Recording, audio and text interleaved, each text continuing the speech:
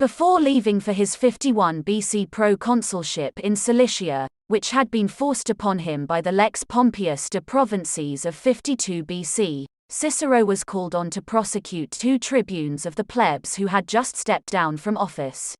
Titus Manatius Plancus and Quintus Pompeius Rufus were the tribunes whom Publius Clodius's widow, Fulvia, and mother-in-law, Sempronia Tuditanni, exploited to help incite the funeral riot which saw the Senate House and a portion of the Basilica Porcia burned to the ground.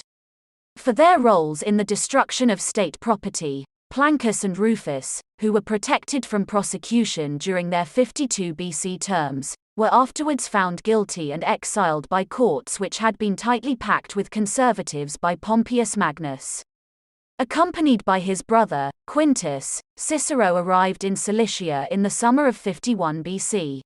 His directive from the Senate was to make certain that the nearby kingdom of Cappadocia remained loyal to its new king, Ariobarzanes III. Ariobarzanes was the grandson of the Ariobarzanes placed on Cappadocia's throne by Lucius Cornelius Sulla, during his pro-praetorship of Cilicia, around 95 BC. Upon the death of the second king of Cappadocia, who bore the same name, Ariobarzanes III, as the eldest son, ascended the throne.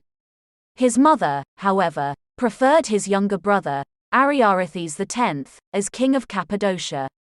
Her name was Athenae, and she was not only a daughter of Mithridates the Great, who had been defeated by Pompeius Magnus, but she was also related to the previous Cappadocian royal family, that had been displaced by the first Ariobarzanes. Cicero, in his reliably effective administration of the province, was able to maintain Cappadocia's loyalty to its king, without employing military force. We are told that he did this by demonstrating to Ariobarzanes III just how quick his mother would be to betray him, in favor of his younger brother. When Athenae did not disappoint, and proved she was a threat to her son's rule, Ariobarzanes III reluctantly removed her from all power within Cappadocia. In addition to supporting the stability of Cappadocia, Cicero also benefited the province of Cilicia by overseeing the return of previously embezzled public property, which had been appropriated by previous governors and their staffs. By protecting their civic rights, and promising no fines and penalties to the guilty parties, Cicero was able to restore a good portion of public property to the cities, improving their overall conditions. By being a moderate governor, and maintaining a frugal budget for himself, his staff, and his personal household, Cicero, as during his pro-praetorship of Sicily, became very popular with the locals.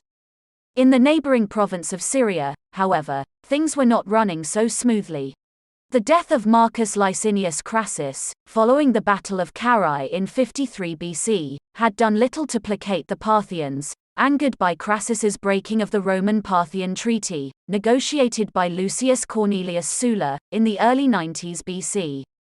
The son of Parthia's king Orodes, a young man by the name of Pacorus, had continued to wage war against the Roman province of Syria, under the tutelage of an experienced Parthian commander named Osax.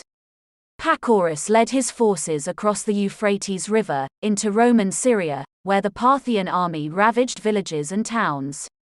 Pacorus even led his army to attack, and lay siege, to the town of Antioch, which was where Syria's pro-questor, Gaius Cassius Longinus, held command. Cicero gathered 2 feeble legions, then combined them with local auxiliary cavalry, and began marching towards Antioch to relieve Cassius. However, one of the battles between the Parthians and the Romans, in Antioch, resulted in the death of the Parthian commander, Osax.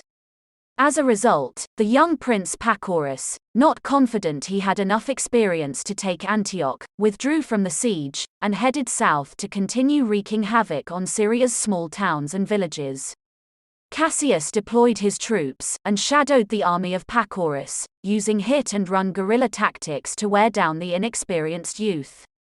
Eventually, near the town of Antigonia, the forces of Gaius Cassius Longinus defeated the Parthian army under the command of Prince Pacorus. The Parthians, in order to protect the life of their prince, fled back to Parthia, abandoning the conquest of Syria. Cicero, who had sent out a scouting party ahead of his main army, ran across a large force of Parthian cavalry within Syrian territory. With the help of his military-trained brother, Quintus, Cicero's forces were able to defeat the Parthian cavalry. Cicero moved next to take out a group of independent Cilician tribes, who were taking advantage of the chaos resulting from Parthia's invasion of Syria, and looting and robbing local villages. Having marched his forces to Mount Amanus, where one of these independent tribes was located, a battle broke out. Cicero's forces defeated the independent tribe, and Cicero was hailed imperator on the battlefield by his troops. From Mount Amanus, Cicero moved against the remainder of Cilicia's independent tribes by laying siege to their fortress, Pindenissum. The siege of Pindenissum took 47 days to complete, and in December of the 51 BC year, the last of Cilicia's independent tribes fell to the forces of Cicero. However, the moment Cicero had arrived in Cilicia, in May of 51 BC, he had determined for himself a clear deadline for leaving the province.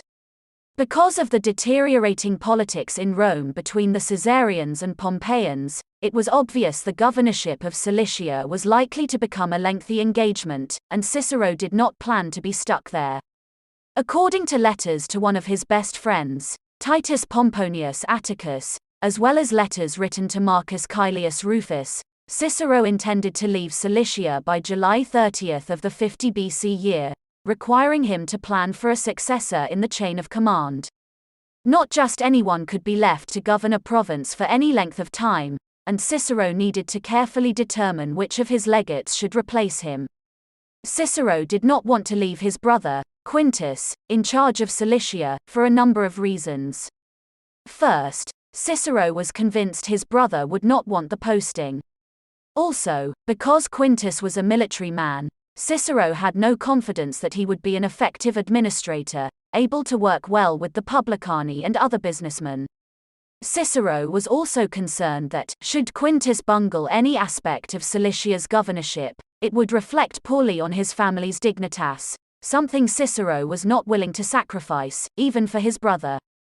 And finally, Cicero expressed uneasiness about Quintus's son, who had a reputation for being hot-headed. A war-torn province was no place for an easy-to-enrage young man to live, especially the self-important son of a Roman governor. Likely for these reasons, Cicero, upon leaving his governorship, assigned the province of Cilicia to one of his legates, a young noble named Caelius Caldus.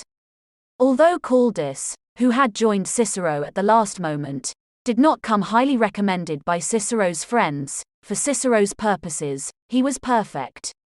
Because he was a noble, Cicero would not offend Rome's aristocracy by placing a non-noble in the position of acting governor.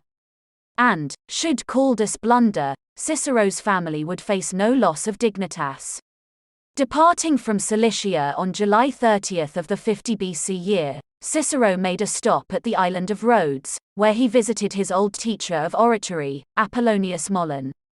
From there, he journeyed to Athens, where he stayed in the home of his friend, Titus Pomponius Atticus. There, he likely caught up on recent developments between Pompeius Magnus and Julius Caesar.